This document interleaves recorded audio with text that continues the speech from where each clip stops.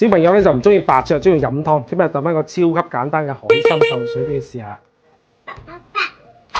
今次嘅100頭海參咧真係泡發得好靚啊 ，Q 彈彈。千祈唔好覺得食海參咧好複雜，我直接白灼剪豉油嘅。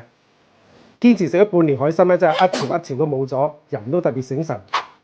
怕油膩咧，揀啲豬展肉，切細塊之後將佢剁碎，咁樣容易熟又容易出味，剁到佢變肉泥咧就 OK 啦。3個小朋友咧，今日就燉3碗。嗱，將啲豬肉咧薄薄啲咁鋪喺碗底，跟住每碗咧打一個蛋，咁樣營養更加均衡。想燉出嚟湯甜啲啦，放幾粒泡發好嘅瑤柱。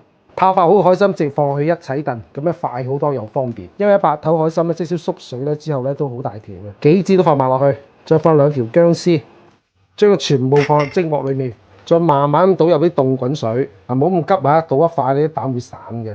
倒到有80碗咧就 OK 啦。水滾之後，吸蓋蒸佢30分鐘。燉咗半個鐘啊！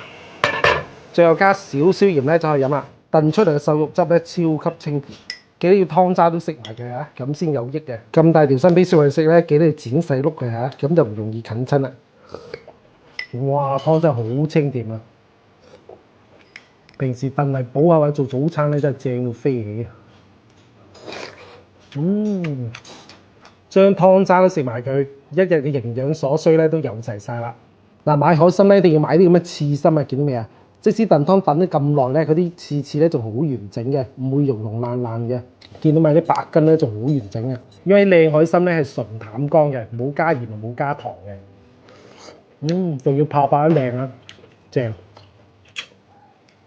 爸爸，終於爸爸煮嘅炸得多謝晒。